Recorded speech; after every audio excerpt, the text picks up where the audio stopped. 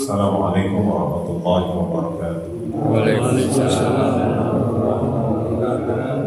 Alhamdulillahilladzi bi ni'matihi tatimmus shalihat wa bi fadlihi tatanazzalul khairat wa bi taufiqihi tatahaqqal ghayat.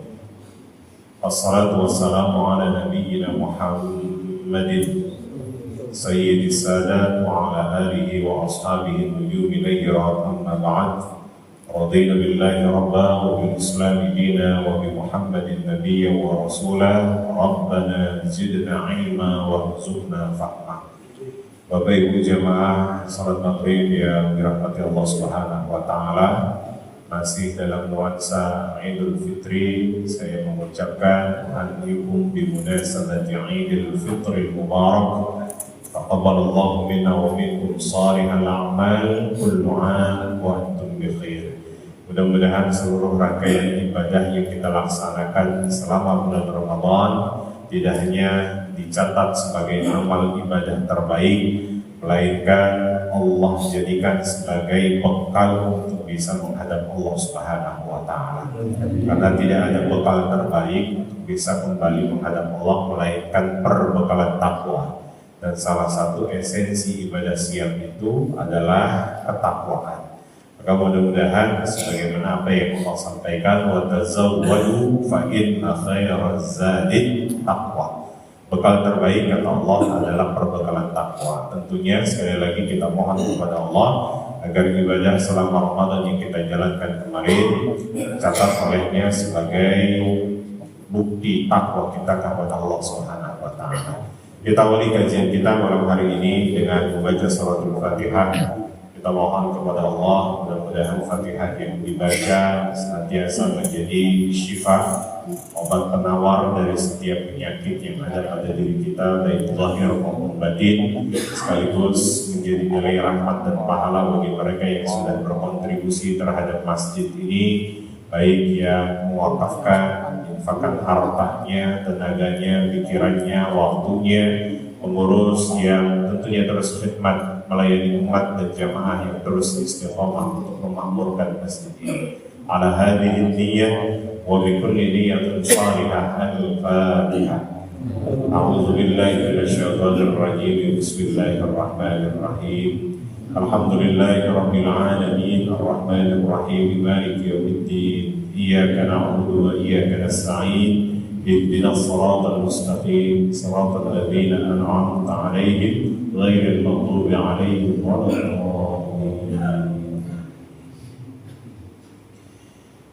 Satu ketika tatkala Rasulullah sallallahu alaihi wasallam menyampaikan khutbatul wada pada prosesi ibadah haji, merupakan kebiasaan orang Arab kalau mengumumkan perihal yang penting dia cari posisi tertinggi. Karena belum ada pengeras suara saat itu. Maka biar suaranya sampai, maka dicari posisi tertinggi. Banyak tempat-tempat tinggi di wilayah Mekah itu. Ada Jabal Abi Qubais yang sekarang menjadi gedung parlemennya Saudi.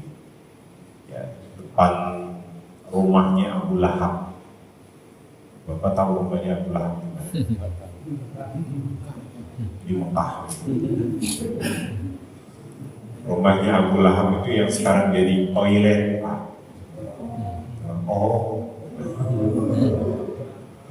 ya, makanya jangan lama-lama di toilet. Jadi kalau kita sudah selesai menunaikan ibadah sa'i, ya, Safa Marwah itu keluar ke kiri itu kita ke toilet, samping atau depan toilet itu ada bukit Jabal Abi Qubais. Lurus dari toilet itu ada perpustakaan di mana dulu Nabi dilahirkan. Ya. Jangan bangga, di situ banyak tulisan bahasa Indonesia, menunjukkan bahwa banyak orang Indonesia yang salah kiblat. Karena banyak orang Indonesia yang ternyata arah kiblatnya ke rumah Nabi saat Nabi dilahirkan. Bukan berarti bahasa Indonesia menjadi bahasa dunia, tidak.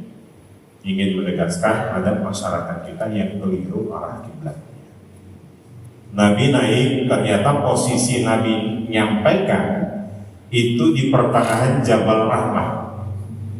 Jadi tidak pernah saya dapatkan literatur hadis manapun Nabi itu kalau naik sampai puncak Jabal Rahmah.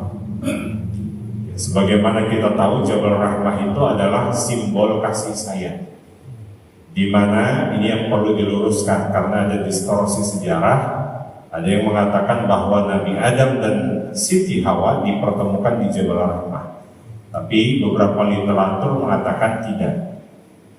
Tepatnya Nabi Adam dan Siti Hawa dipertemukan oleh Allah di satu bukit yang datar. Di mana kalau saya berdiri di sini, ada Bu atau Bapak berdiri di sana, saya mengenali jamaah al-Aqsa. Nah, ketika saling mengenal, itulah yang dinamakan Arafah. Jadi tempatnya namanya Arafah. Jadi kalau ditanya di mana Adam dan Hawa itu dipertemukan, di Arafah. Karena tempat mengenal. Puncak haji Arafah. Apa yang harus kita lakukan saat puncak haji? Kita harus mengenal siapa kita, untuk apa Allah ciptakan kita, tujuan kita buat apa, dan sebagainya. Nah, itulah yang dinamakan dengan Arafah. Walaupun sejarah juga mencatat tatkala Nabi Adam dan Hawa, ibunda Hawa ini ditugaskan ke muka bumi, itu awalnya terpisah. Sehingga ada yang mengatakan bahwa Nabi Adam diturunkan di Bangladesh. Ya, Bangladesh itu bahkan ada, Bapak Ibu kalau lihat artefak jejak kakinya Nabi Adam, namanya Adam Speak. Ya, itu wallahu alam, ya konon kakinya sebesar itu, Pak. Sementara Sayyidatuna Hawa, ibunda Hawa ini Allah turunkan di satu kota tertua di dunia. Makanya kalau kita menyebut nenek itu dengan istilah apa? Bahasa Arabnya nenek. Bahasa Arabnya apa? Jeddah. Nah, jadi kota tertua itu dinamakan Jeddah. Bahkan ada yang mengatakan 200 meter, 2 kilometer dari Masjid Abu, yaitu ada Maqbar Hawa, tempat di mana Sayyidatuna Hawa dimakamkan. Wallahu a'lam bishawab. Kalau itu belum terbukti, ya apakah betul Sayyidatuna Hawa itu dimakamkan di Jeddah. Tapi konon ceritanya sejarah mengungkap bahwa disitulah tempat Nabi Adam istrinya pertama kali diturunkan. Sehingga Nabi Adam meminta kepada Allah, istri saya ini di mana? Minta untuk dipertemukan. Syaratnya satu, kata Allah, kau harus membangun lebih dulu rumah yang sudah pernah dibangun pondasinya oleh malaikat-malaikat. Dicari titiknya sama Nabi Adam, gak ketemu. Allah utus yang namanya angin, yang muter. Apa anginnya? Wow, jangan. Nah, yang penting ketika muter kelihatan di situ pondasinya. Makanya kalau kita masuk menuju arah Ka'bah dari pintu Masjidil Haram itu kan agak ke bawah, ya, turunan. Karena memang itu tempat dulu namanya Wad, kata Nabi Ibrahim, itu adalah lembah. Ya, jadi lembah itu ya posisinya lebih rendah. Di sini kita memahami bahwa Nabi Adam dan Hawa selesai Nabi Adam membangun fondasi itu, maka diizinkan oleh Allah bertemu dengan Sayyidatuna Hawa di Arafah. Barulah mereka merajut tali kasih sayangnya di satu bukit namanya Bukit Rahmah atau Jabal Rahmah. Makanya tidak heran banyak di antara kita yang memahami Jabal Rahmah itu adalah simbolisasi daripada kerukunan rumah tangga antara Adam dan Hawa. Kan tidak sedikit ya di antara kita yang bahkan mengukir namanya di situ. Ya. Dan paling banyak yang terukir namanya juga masyarakat kita. Ya, syukur-syukur sekarang sudah diputihkan itu. Setiap sebulan sekali itu diputihkan. Sebab kenapa? Karena memang nggak menampung tulisan semua. Kebanyakan dari Indonesia. Ada Ono Love TV, Ada tono bilong itu tinggi. Nah, ini salah satu bukti bahwa Nabi naik pada posisi pertengahan Jabal Rahmah. Di situ Nabi menyampaikan, Ayyuhan nas, manusia, duyufullah kathir, tamu Allah di banyak. Walakin hajjun mabrurun qalilun, akan tetapi orang yang mendapatkan predikat haji yang mabrur itu sedikit. Bukankah seseorang yang sedang menunaikan ibadah haji karena distimulus dengan nilai pahala yang banyak, semangat ibadah? Bisa dibayangkan satu rakaat di Masjidil Haram berapa perbandingannya di Al-Ansar? 100.000. Satu rakaat di Masjid Nabawi berapa perbandingannya? 1.000 di sini. Bapak kalau sholat sampai 100.000 rakaat butuh berapa lama? Makanya banyak orang yang hajinya nggak mabrur, dari sini awalnya rajin ibadah sampai sono selesai menunaikan ibadah haji menghilang dari situ. Itu haji yang nggak mabrur. Kalau ditanya kenapa Pak, habis haji kok bukan semakin rajin? Dia tahu di sono berapa perbandingan kalau yang dia lakukan di sini. Ya, itu namanya haji baru mabrur, karena nanti ketika tawaf wada Allah jawab, Badai'uka maqbul wa hajjuka mabrur. Hajimu mabrur, apa yang kau bawa ke tanah suci ini aku terima.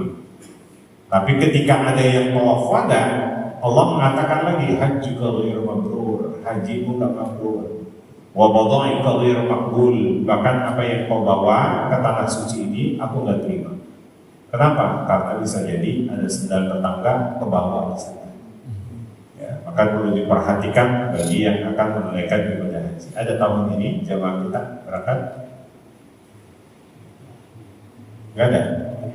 Ada, insya Allah ya. Jangan semua jamaah kan ada yang isi di situ. Baik, Bapak Ibu dirahmati Allah Subhanahu Wa Taala, karena distimulus dengan nilai pahala yang begitu banyak, maka semangat ibadahnya. Cuma yang terpenting kata Nabi adalah famadza ba'dal haji. Setelah selesai dari haji Anda mau ngapain? Kalau kita tarik peristiwa haji itu dengan peristiwa Ramadan tidak jauh beda. Kan banyak kita distimulus dengan redaksi-redaksi hadis, baik hadis qudsi maupun hadis yang sahih-sahih.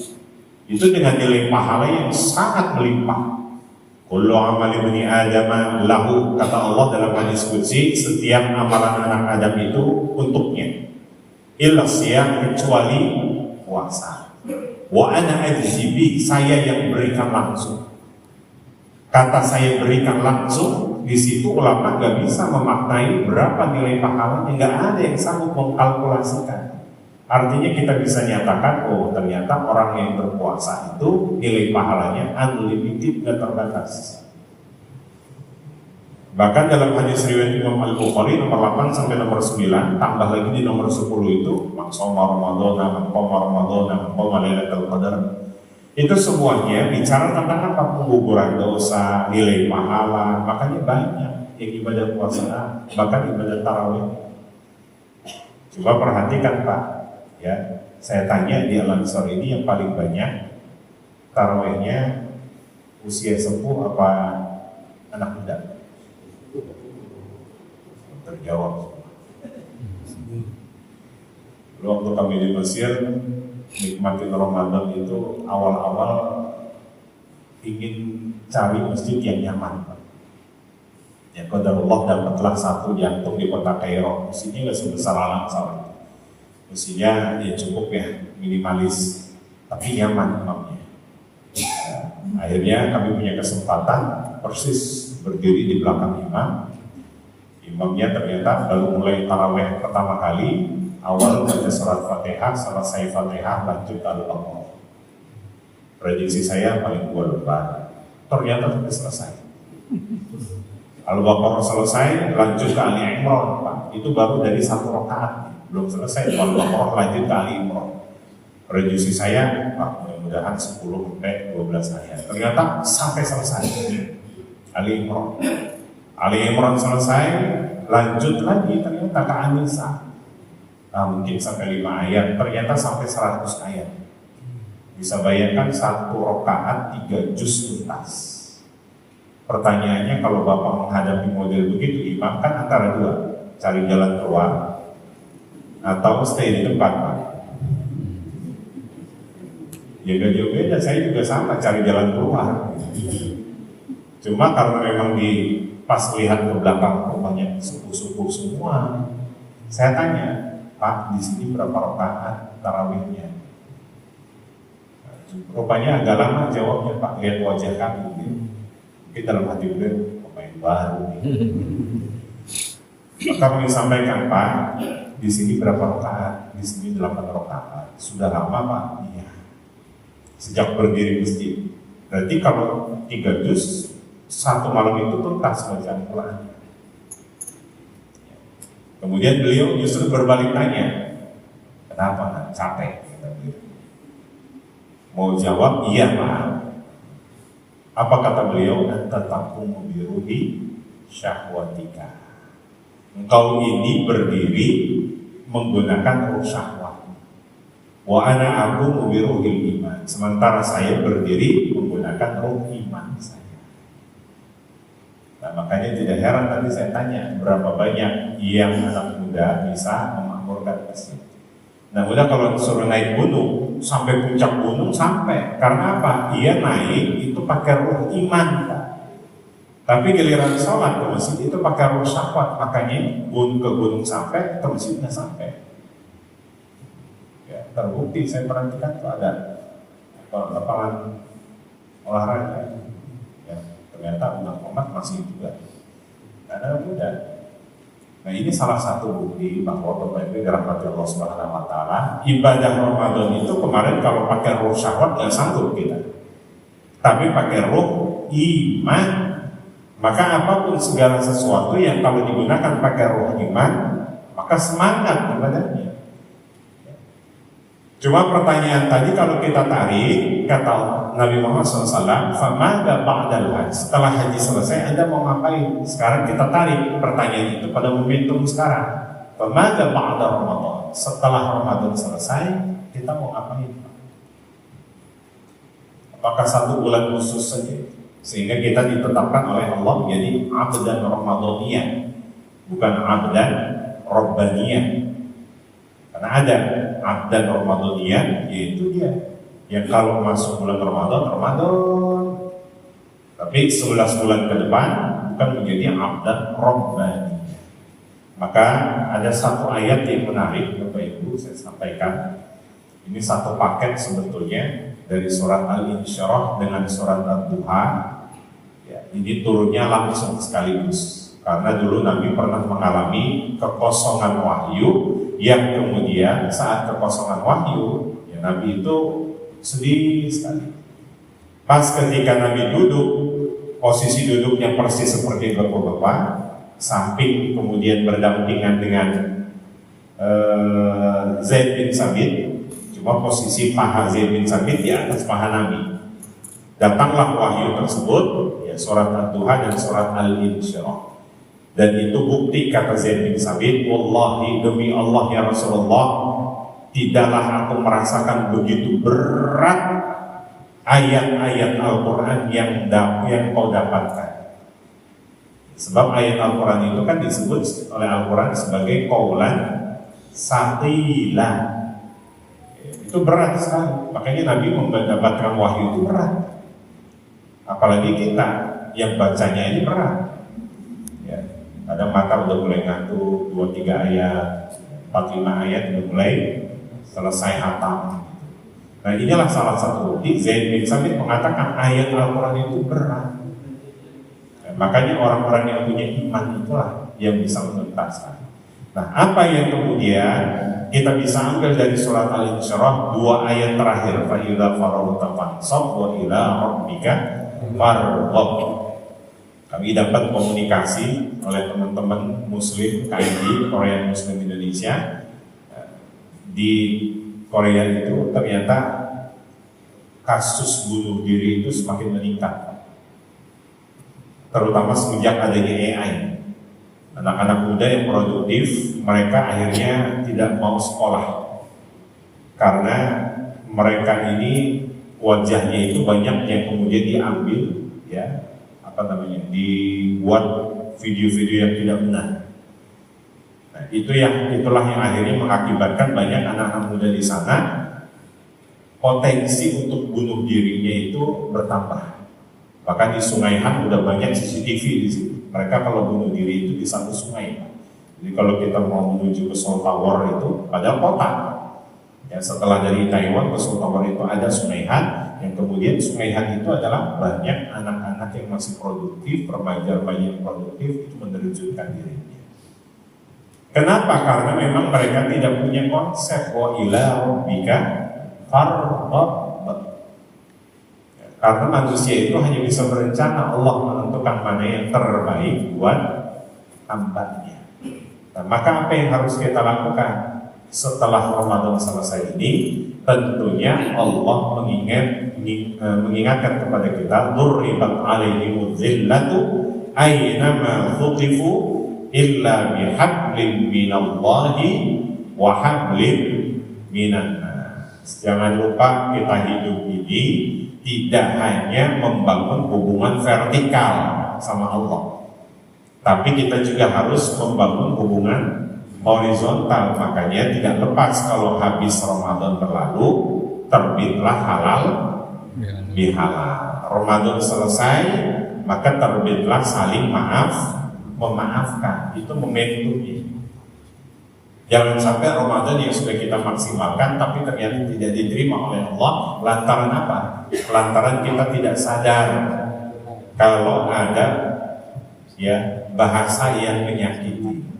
Sholatnya rajin, tapi kata-katanya nyakiti. Ibadahnya mah tuntas Ramadan, tapi tidak sadar ternyata ada sedikit perilaku yang menyinggung. Satu contoh saja nih, kita Pak duduk dalam majelis ilmu secara tidak sadar, itu kadang suka nyakitin juga.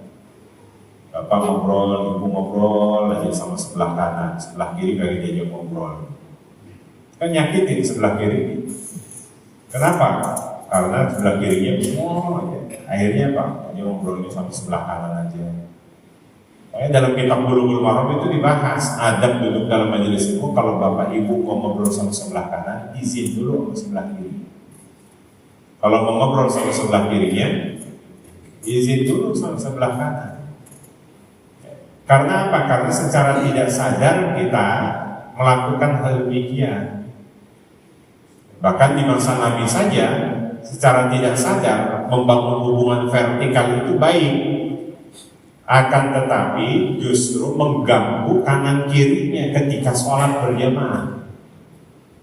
Kalau sekarang banyak Pak atribut-atribut yang mengganggu dalam sholat berjamaah, entah handphonenya di silent, enggak di silent, ya, entah itu mohon maaf pakaiannya ya kadang sudah berhari-hari. Kalau dulu di masa Nabi ada sahabat yang ikut sholat berjamaah, ternyata sebelum sholat berjamaah dia habis mengkonsumsi bawang merah sama bawang putih mentah. Bisa dibayangkan kan baunya seperti apa ya? Makanya selepas sholat baru Nabi ingatkan. Nabi sangat mengedepankan adab dan etika. Negurnya nggak secara langsung, nggak kayak kita. Ada orang habis makan bawang merah bawang putih mentah ikut sholat, selepas sholat kita langsung habis makan bawang ya.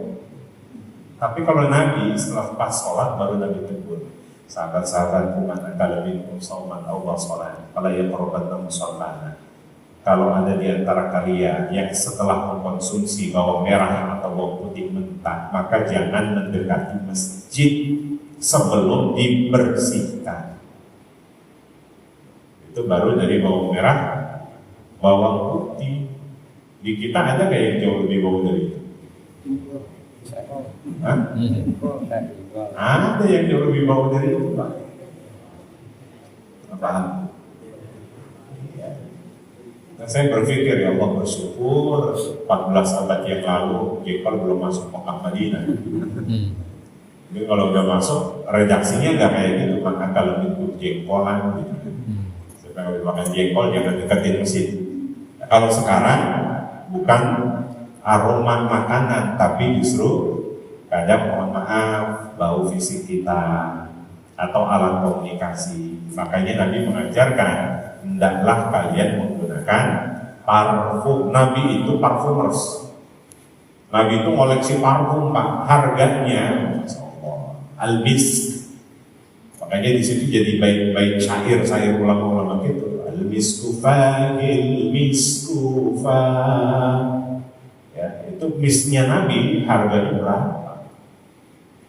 Itu karena ada istrinya Nabi juga yang memang mengoleksi. Jadi istri Nabi itu punya kebiasaan khusus. Ada yang mengoleksi parfum, ada yang mengoleksi madu, ya. Bahkan ada yang sebagai kuliner. Nah ini mungkin nanti perlu ditelaah kembali. Karena istri-istri Nabi itu diminta oleh Allah wa qarna fi buyutikunna, stay at home, tapi berpenghasilan. Itu hebatnya istri-istri Nabi. Ya, jadi memang fitrahnya seorang wanita itu adalah stay at home, tapi mereka berpenghasilan. Apalagi sekarang kan mudah. Bisa jadi dia bangun reseller, ya, dengan jejaring sosialnya ataupun yang lain. Ya, itu mungkin perlu nanti dikaji lebih boleh ditelaah kembali. Ya, bagaimana istri Nabi walaupun dia stay at home di rumah tapi menghasilkan finansial yang cukup. Nah, maka Bapak Ibu dirahmati Allah Subhanahu wa taala, apa yang harus kita lakukan? Tentunya kita plankan. Yang kedua, kita ingat bahwa kita hanya bisa berencana, Allah menentukan mana yang terbaik. Minimal apa yang harus kita lakukan? Nabi mengajarkan khairul a'mali adwamuha wa in qalla. Sebaik-baik aktivitas ibadah itu adalah yang berkelanjutan walaupun hanya sedikit. Mungkin di Ramadan kemarin kita tuntasin 5-10 ayat, di 11 bulan ke depan walaupun cuma 5-10 ayat itu jauh lebih baik. Sedikit tapi berkelanjutan. Karena ada sahabat Nabi yang ternyata ibadahnya ekstrim selepas Ramadan. Abu Darda, ini kebiasaan Nabi kan kalau beliau hijrah, Nabi itu mempersaudarakan sahabat-sahabatnya. Ada sahabat Abu Darda dengan Salman Al-Farisi. Pasca persaudaraan mereka, karena Salman ini punya adik perempuan, dinikahin oleh Abu Darda, namanya Fatimah. Pasca pernikahan mereka berdua, ternyata adiknya Salman ini merasa tidak dinafkahi lahir batin. Karena apa? Karena Abu Darda itu zuhud dalam konteks keliru.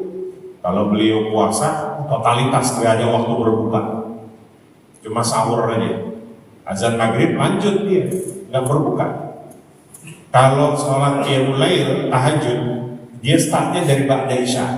Ini nanti selesai isya, dia langsung tahajud terus menerus. Sampai kapan? Mendekati subuh tiba. Begitu dan seterusnya. Akhirnya istrinya ngadu sama kakaknya, saya pasca pernikahan gak dinafkahi lahir batin. Maka Salman cross check, datang ke rumahnya, tiba sampai di rumahnya disuguhin makanan sama Abu Darda. Masuk waktu azan maghrib, ternyata Abu Darda ditegur, kenapa gak ikut makan? Saya akan melanjutkan ibadah puasa saya. Sampai kapan? Sampai sahur tiba. Saya tidak mau makan makanan yang kau suguhkan kecuali kau makan bersama. Maka diikuti perintah kakak iparnya. Kakak iparnya cross check lagi, dia bermalam di rumah Abu Darda, dia sudah disiapkan tempat tidur istirahat. Disuruh tidurlah selepas isya kakak iparnya. Ditanya mau kemana? Mau qiyamul lail. Biasa saya start ba'da isya sampai mendekati subuh. Apa kata Salman? Tidur dulu. Nanti kalau sudah masuk waktu qiyamul lail, saya akan bangunkan, kita akan qiyamul lail bersama. Diikuti perintah kakak iparnya, akhirnya mereka menjalankan itu. Di sepertiga malam dibangunkan qiyamul lail bersama. Selepas mereka qiyamul lail, ada nasihat yang Salman sampaikan buat Abu Darda. Abu Darda, inna li rabbika 'alaika haq, untuk Tuhanmu kamu punya hak. Wa inna wali nafsika 'alaika haq, untuk dirimu pun juga kamu punya hak. Wa inna wali ahlika 'alaika haq, dan untuk keluargamu pun juga kamu punya hak. Keluargamu pun juga punya hak. Masing-masing berikan haknya. Maka pagi Salman pulang, Abu Darda karena merasa dikerjain oleh kakak iparnya, pagi ngadu ke rumah Nabi. Ya Rasulullah, saya ingin mengadu, saya merasa dikerjain oleh kakak ipar saya. Harusnya saya berpuasa totalitas, tidak ada waktu berbuka, tapi disuruh berbuka. Harusnya saya mulai startnya pada Isya sampai mendekati subuh tiba, tapi disuruh tidur lebih dulu. Apa kata Nabi? Shaddaqa Salman, Salman benar. Aku ini orang yang paling takut sama Allah. Aku berpuasa, tapi aku berbuka. Aku tahajud, tapi aku tidur lebih dulu. Dzalika min sunnati, kata Nabi. Itu adalah sunnah-sunnahku. Abu Darda, Nabi memberikan nasihat, khairul a'mali adwamuha wa in qalla. Sebaik-baik aktivitas ibadah itu adalah yang berkelanjutan, walaupun cuma sedikit. Ya, dari kisah ini Bapak Ibu kita bisa memahami ibadah itu tidak bisa ditempuh dengan jalur ekstrim. Seperti Abu Darda tadi, ibadah juga tidak bisa ditempuh dengan jalur bermalas-malasan, tapi yang berkelanjutan walaupun sedikit. Nah, yang kedua tentunya apa yang harus kita lakukan kalau sudah bisa melanjutkan aktivitas tersebut? Al-istiqomah. Apa itu istiqomah? Sering kali diterjemahkan istiqomah itu konsisten. Ya, padahal kalau dalam bahasa Arab akar katanya tadinya koma, itu tambah wazan, ya, namanya ziyadatul mabna tadullu ala ziyadatil ma'na. Kalau mabninya itu bertambah, maka maknanya bertambah juga. Jadi nggak bisa istiqomah itu diterjemahkan konsisten. Koma itu artinya adalah sempurna. Kalau ditambah wazannya dalam ilmu sharaf istaf'ala, istif'ala, istiqomah, maka dia menjadi at-tolak, permintaan. Jadi makna yang tepat adalah minta kepada Allah agar disempurnakan. Makanya kebiasaan Nabi, Bapak Ibu, kalau sudah selepas menunaikan ibadah, apa yang Nabi minta? Allahumma inni as'aluka ilman nafi'an wa rizqan wasi'an wa amalan mutaqabbalan, agar amalan yang beliau baru lakukan itu bisa diterima. Kalau mengandalkan kita, fisik kita, nggak mungkin bisa istiqomah. Tapi minta terus sama Allah agar bisa disempurnakan. Kadang suka aneh menterjemahkan haji manis tato'a, bagi yang mampu. Mengukur kemampuan fisik kita nggak mungkin bisa. Mengukur finansial kita nggak mungkin bisa. Banyak orang yang finansialnya cukup, niatnya nggak ada. Banyak orang yang niatnya sudah menggubu-gubu, terbentur finansial. Makanya jangan mengandalkan fisik, tapi minta kepada Allah agar apa? Dimampukan. Tahun lalu ada bos TV di Cipinang, di Cipayung, mengundang selepas Maulimatus Safar, biasa salaman-salaman. Saya kaget ada 3 anak muda pakai batik. Saya salaman sama beliau. Saya tanya, anaknya, bukan pantas mirip. Selepas barulah ibunya menyampaikan, begini Pak, Bapak itu suka pegel-pegel. Jadi kalau selesai menjalankan aktivitas, ya ini dipijitin, yang pijit itu berbeda-beda. Yang sebelah kaki beda, sebelah punggung beda, ya, kebagian badannya beda. Oh, makanya bingung kalau nanti haji dia, kalau selesai ibadah haji nyari tukang pijit di sana nggak ada, mendingan tukang pijitnya diikutin aja. Jadi kan nggak ngandelin fisik, Pak, tapi ngandelin apa? Minta kepada Allah agar bisa dimampukan. Sama kata ghafara itu artinya ampunan, ditambah wazan istighfar, istighfar yastaghfiru istighfar. Ini kita sebelum sholat kita sudah inventarisir di dosa-dosa kita. Makanya tadi selepas sholat kita istighfarkan. Apa maknanya? Tolak, meminta kepada Allah agar dosa satu disebutin. Ya, jangan ada orang yang mengucapkan istighfar tapi nggak tahu dosa mana yang perlu dileburkan. Banyak di antara kita kan melafazkan istighfar saja, astagfirullah, astagfirullah, astagfirullah, sehingga bingung dosa mana yang perlu dileburkan. Makanya sebelum kita sholat kita inventarisir, oh saya punya kesalahan ini. Bukankah kata Nabi dalam riwayat Imam At-Tirmidzi, as-sholatu ila sholat, ya, Wal umratu ila umrah wa ramadan ila ramadan kafaratun lima bainahuma. Itu menjadi penggugur dosa. Salat yang tadi maghrib kita lakukan, ya menuju isya, walaupun waktunya dekat, nggak mungkin nggak ada kesalahan yang kita lakukan. Barusan ketemu teman, ketemu duduk sampingnya, nanya kabar dan sebagainya, mungkin ada kesalahan. Nah, nanti isya kita sholat itu menjadi penggugur dosa. Nah, maka disitulah salah satu bukti bahwa kata istighfar itu bukanlah ampunan, tapi meminta kepada Allah agar diampunkan. Termasuk kata istiqomah itu bukanlah sekadar konsistensi, tapi minta kepada Allah agar bisa disempurnakan atau dikonsistensikan. Nah, jadi dua itu saja Bapak Ibu. Pasca Ramadan berlalu ini yang perlu kita lakukan adalah mudawamah, continue dalam ibadah. Yang kedua adalah al-istiqomah, minta kepada Allah agar ibadah-ibadah yang kita lakukan itu tentunya bisa disempurnakan oleh Allah Subhanahu wa ta'ala. Jadi masih ada waktu, barangkali kalau ada yang ingin ditanyakan, tafadhol. Ya. Mengenai kisah Salman Al-Farisi, itu ada sahabat yang golongan Syiah itu hanya mengakui sahabat Nabi hanya Salman, apa benar? Tidak maksud sahabat yang lain. Terus mengenai dengan Abu Darda itu waktu hijrah ke Madinah dipersaudarakan istilahnya ya. Ada istilah dipersaudarakan antara kaum Muhajirin dengan kaum Ansor, dan diantaranya itu Salman dengan Abu Darda itu. Kalau di kita ada nggak saudara-saudara seperti itu? Iya, harusnya seperti itu. Bahwa persaudaraan itu adalah nikmat dari Allah. Makanya kata Allah, wa'tasimu bihablillahi jami'an wa la tafarraqu. Itu kan perintahnya mutlak. Nah, berangkat dari ayat ini sedikit saya sampaikan bahwa fenomena yang terjadi, ya baik itu sekte-sekte antar Syi'i ataupun yang lainnya, itu bisa jadi ada unsur-unsur politiknya.